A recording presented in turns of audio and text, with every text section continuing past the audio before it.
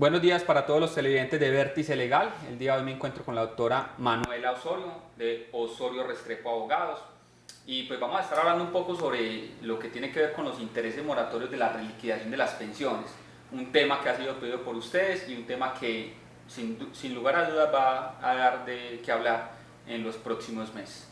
Doctora, muchas gracias por aceptar la invitación de Vértice Legal. Hablemosle un poco a los televidentes en qué consiste esta figura de los intereses moratorios de la reliquidación de las pensiones.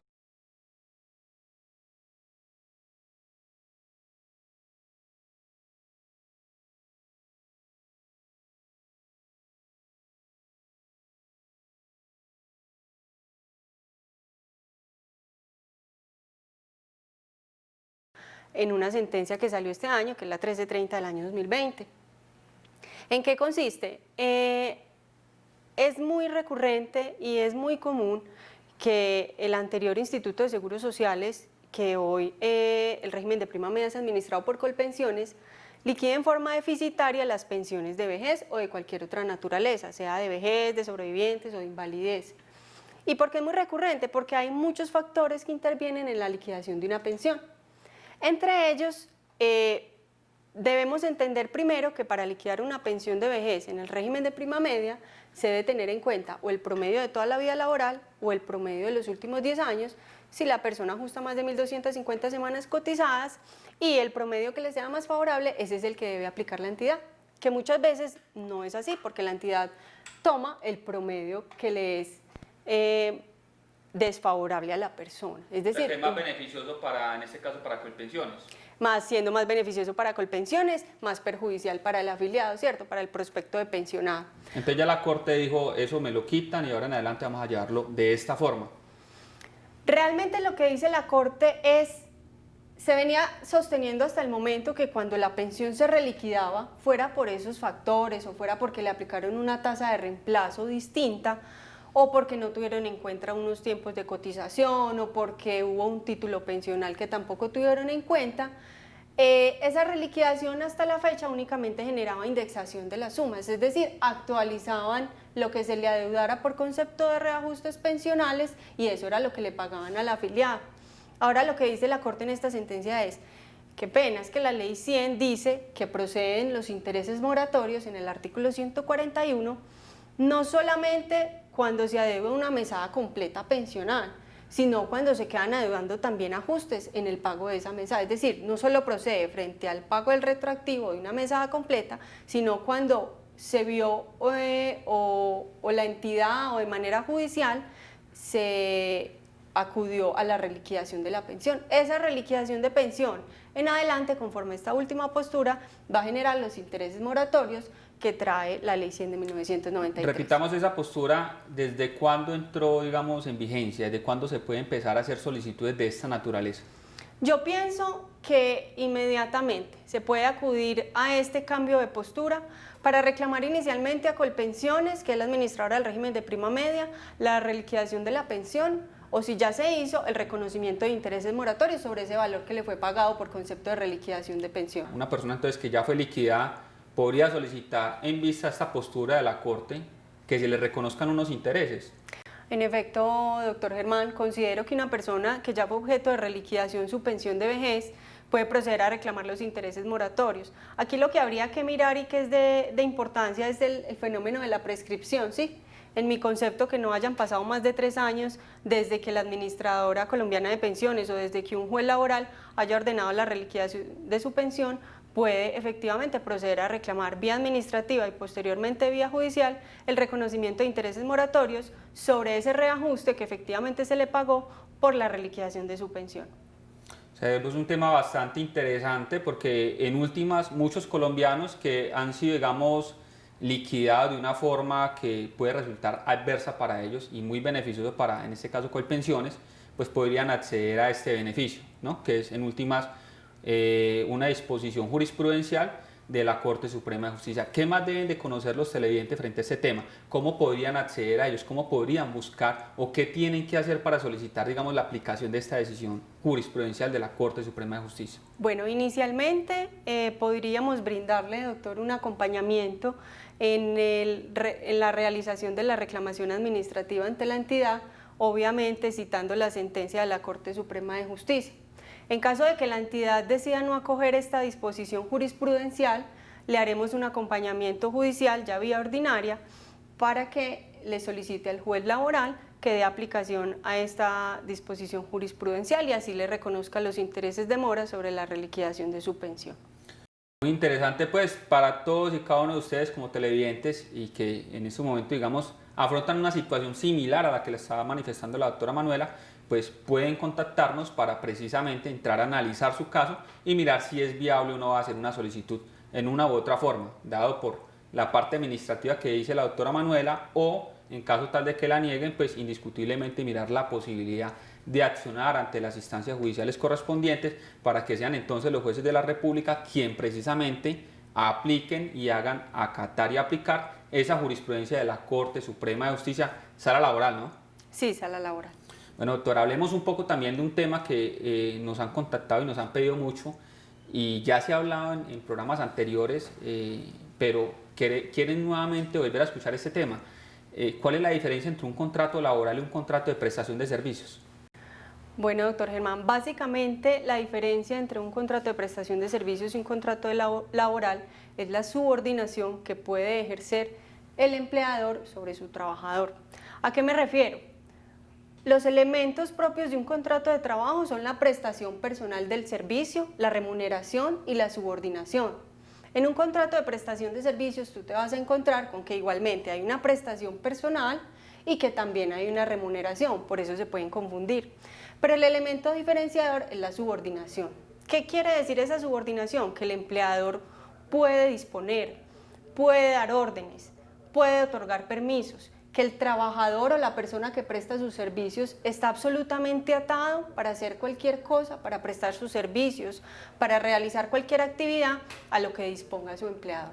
Entonces hay empresas o hay empleadores que, con el fin de liberarse de la carga salarial y prestacional que trae consigo un contrato de trabajo, acuden a una figura civil que es el contrato de prestación de servicios, precisamente porque como en ese evento no hay una relación de trabajo, en principio no tendrían que asumir pago de seguridad social porque al ser un contratista debe asumirlo él mismo y el pago de salarios y prestaciones sociales. ¿Cómo podemos identificar en un caso determinado si hay subordinación? Si la persona está sometida a un horario de trabajo, si tiene que pedir permiso para ausentarse, si las instalaciones donde presta sus servicios siempre son las mismas, si el contratante o el empleador le suministra el computador, las herramientas de trabajo, ¿sí? Si tiene personas o si en la empresa hay personas que desempeñan sus mismas funciones, pero que sí están vinculados con un contrato de trabajo, digamos que eso puede ser un indicio de que en efecto esas mismas funciones que él realiza a través de un contrato civil pueden estar regidas es por un contrato realidad, es decir, un contrato de trabajo. Hablemos un poco porque hace varios meses, ya digo que un poco más de un año y medio, había yo escuchado que en el Congreso de la República se estaba haciendo un debate frente a la aprobación de un cambio en cuanto al tema del contrato de prestación de servicios. Ese cambio básicamente consistía en que ya quien era el contratante era el que tenía que asumir esa carga económica en el pago de la seguridad social de ese contratista. O sea, en la psiquis de los colombianos muchos siguen previendo que es ahorita el contratista entonces se le paga 2, 3, 4 millones por su labor y él tiene entonces que ir y pagar el tema de la seguridad social. Tenía yo entendido que tras un proyecto, una iniciativa que tenía yo entendido que fue aprobada, si no estoy mal, la impulsora de ese proyecto fue en el Partido Verde, si no estoy mal, la pareja sentimental de la alcaldesa de Bogotá, que habían logrado esto como, digámoslo así, como supuesto beneficio para estas personas que estaban siendo contratados bajo prestación de servicio. Y lo digo como supuesto beneficio porque en últimas, si ello es así, pues ¿qué hará el contratante? Pues retendrá un valor y en últimas dice, pues bueno, yo voy a asumir entonces lo que diga la ley. ¿Esto sí salió a flote? ¿Está funcionando de esta forma o no está funcionando de esta forma? En efectos prácticos, doctor Germán, no está funcionando así. Todavía nos seguimos rigiendo por la costumbre que traíamos y por la legislación que estaba vigente, a partir de la cual el contratista asume el pago de la seguridad social sobre el porcentaje que le corresponda por el valor de la factura que presenta. A raíz de tantos casos de contrato realidad es que han surgido todas estas iniciativas, ¿sí? Pero en mi concepto yo pienso que no se puede generalizar porque hay profesiones liberales, como por ejemplo los abogados, los contadores, ¿cierto? Que en efecto sí cumplimos con todos los parámetros o todos los presupuestos para que exista un contrato de prestación de servicios y no necesariamente un contrato de trabajo. Entonces, en mi concepto tampoco se puede desdibujar la figura. Hay muchas empresas que han optado por el contrato realidad y que han sido castigadas severamente por la justicia, pero hay casos concretos en los que en efecto lo que existe entre las partes y es un contrato de prestación de servicios. Entonces hasta la fecha se sigue manejando así, el contratista presenta su cuenta de cobro o su factura, lo que maneje, paga su seguridad social y entre las partes lo único que las une es una relación de índole civil o comercial. O sea que en última no existiría en el contrato de prestación de servicios bajo ningún concepto es posible una subordinación. Y ello me lleva a la siguiente pregunta, y es básicamente lo siguiente, que también nos lo habían preguntado un televidente. ¿Una trabajadora doméstica puede ser contratada bajo prestación de servicios? En mi concepto, doctor Germán, no. La labor propia de la empleada doméstica es cumplir órdenes, acatar directrices, estar sometida muchas veces a un horario, en múltiples ocasiones son internas, y así lo contempla la legislación laboral. Decir que una empleada de servicio doméstico es contratada por prestación de servicios, ya habría que mirarlo en el detalle si efectivamente no existe una subordinación, pero la costumbre nos indica que es una relación que está bajo unos parámetros de subordinación, donde la empleada acata las órdenes que la familia o la persona que la contrate le imparte. De hecho es muy importante el tema y lo habíamos hablado en un anterior programa porque ha sido la misma Corte Constitucional la que ha hecho el pronunciamiento frente a este tipo de situaciones y ha manifestado claramente que en este tipo de contratos no se pueden prever las prestaciones de servicio. Lo decimos de tal forma de que pues, se desarrolla en el común denominador de la población colombiana que ese tipo de personas, es decir, las que prestan labores domésticas, en aras precisamente lo que decía la doctora Manuela, entrar a desconocer, en últimas el empleador, llamémosle como es, empleador, porque pues ahí la figura sería contratante, pero en últimas lo que buscando precisamente es conocerle unos derechos económicos, es decir, por ejemplo la liquidación que le correspondería al final del contrato, pues han catalogado o ponen en el documento contrato de prestación de servicios, pero en la realidad no es un contrato de prestación de servicios y por eso es necesario entonces el acompañamiento de un abogado cuando este tipo de situaciones se presentan para que entonces sea el abogado quien adelante las gestiones correspondientes, sea inicialmente ante un Ministerio de Trabajo en caso tal, ya no es obligatorio acudir a esta figura del Ministerio de Trabajo para poder demandar previamente. Ya no es obligatorio. Ya no es obligatorio, entonces ya el abogado que usted contrate decidirá si inicia un proceso inicialmente pues ante el Ministerio de Trabajo y posteriormente adelantar una respectiva demanda en lo que hablábamos anteriormente, contrato realidad, para hacerle ver al juez y poder probar de que efectivamente en este tipo de casos, en su caso en particular, se ha cometido una injusticia y que por consiguiente a usted le deben de respetar esos derechos económicos que habrán nacido precisamente con ese contrato cuando existe subordinación. Doctora, démosle, digamos, claro unas diferencias entre contrato de prestación de servicios, ya no hablemos de qué es, sino diferencias entre contrato de prestación de servicios y contrato laboral. Bueno, en el contrato de prestación de servicios, el contratista tiene absoluta libertad y autonomía para prestar el servicio que fue contratado, ¿cierto? Cuando él lo disponga, como él lo disponga, realmente él a lo que se obliga es a entregar un resultado, a cumplir con el objeto del contrato. Mientras que en el contrato laboral la persona está dispuesta a acatar continuamente las órdenes que le imparta el empleador en los términos y condiciones que él le diga. Más claro no puede ser. Parece que ha sido muy clara la explicación de la doctora Manuela. Y bueno, por último, doctora Manuela, hablemos un poco entonces sobre todo lo que tiene que ver con la situación que están atravesando las empresas en este momento por el tema de la pandemia con sus trabajadores. ¿Es legal esta suspensión de los contratos que están realizando? En efecto, hay disposición legal que respalda esta actuación y es el artículo 51 del Código Sustantivo de Trabajo. esta norma prevé varias causales para que el empleador, en un caso excepcional, ¿sí? Porque no se puede dar en un caso de normalidad, en un caso excepcional acuda a esta figura de suspensión de contrato de trabajo.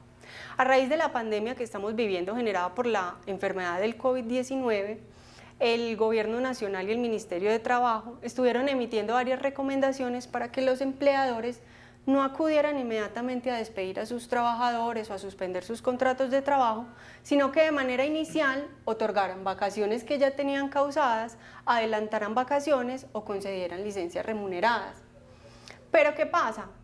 Hay casos en los que las empresas definitivamente, una vez agotaron estas posibilidades, pues ya no tienen la capacidad económica de asumir sus obligaciones salariales y prestacionales. Por ello, el numeral primero del artículo 51 del Código Sustantivo de Trabajo prevé la situación de fuerza mayor o caso fortuito, en la cual le permite al empleador acudir a la suspensión del contrato de trabajo, que en síntesis genera un efecto desde que el trabajador no presta sus servicios, la empresa no paga la respectiva remuneración, sin embargo, el contrato continúa vigente y el empleador continúa realizando los aportes al sistema de seguridad social. O sea, este tipo de suspensiones es completamente legal.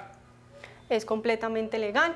De todas maneras debemos tener presente que hay un medio de control que es el juez laboral, ¿cierto? Si el trabajador no está conforme con esta suspensión o piensa que la empresa efectivamente no está en una situación de fuerza mayor o no se generó para la empresa esta causa extraña concretamente, puede acudir al juez de trabajo para que él haga el control y determine si esa suspensión es eficaz o no. Y como consecuencia, en caso de que la suspensión no sea eficaz, se le paguen los salarios adeudados.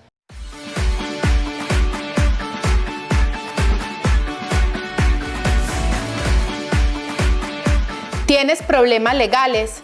En Vértice Legal hacemos valer tus derechos.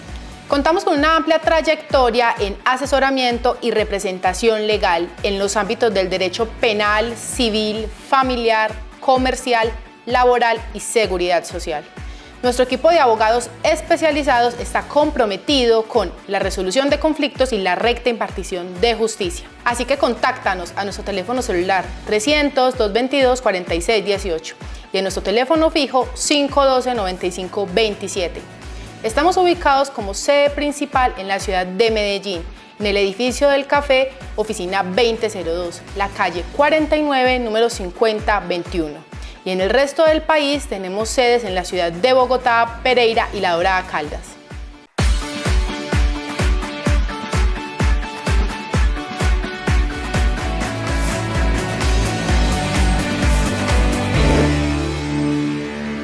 Bueno, doctora, regresamos nuevamente en este programa Vértice Legal. Revisando las redes sociales nos llegó una pregunta que no podíamos dejarla por fuera. Nos pregunta el señor Juan Esteban Vélez que si es posible que en caso tal de que exista un accidente laboral, es decir, desarrollando sus funciones laborales como tal, es posible, aparte de la indemnización que le da la ARL, que ese empleador le dé una indemnización adicional. ¿Eso es posible? Sí, doctor Germán, claro está. El trabajador que haya sufrido un accidente de trabajo, aparte de las prestaciones legalmente consagradas en cabeza de la administradora de riesgos laborales, puede reclamar de su empleador una indemnización plena de perjuicios y esto tiene un fundamento legal.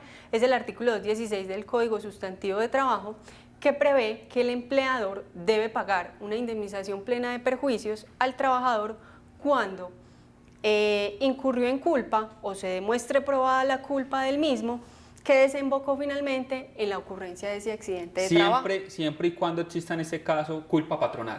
Sí. Este artículo prevé un régimen subjetivo de responsabilidad y por lo tanto le correspondería al trabajador, sería la parte demandante o reclamante, demostrar que la empresa incurrió en culpa en alguna actuación, ¿cierto? O con alguna de sus obligaciones, sea por negligencia, sea por imprudencia, sea por impericia, ¿cierto? O porque no cumplió con las obligaciones de seguridad propias del contrato de trabajo, sería procedente en ese caso la indemnización plena de perjuicios, ¿qué comprende? Daños en que, gastos en que haya tenido que incurrir el trabajador como consecuencia del accidente, que también es denominado daño emergente. Si el trabajador es calificado con una pérdida de capacidad laboral, se puede generar un lucro cesante, que es, en otras palabras, lo que el trabajador va a dejar de percibir durante su expectativa de vida. Y claro está, perjuicios morales, si se demuestra que también los sufrió. Muchas gracias a todos y cada uno de ustedes. Sigan enviando todas sus dudas, inquietudes, preguntas a Vértice Legal, correo ceo@verticelegal.com.co, y nos pueden seguir en todas nuestras redes sociales, Vértice Legal, porque en Vértice Legal hacemos valer sus derechos.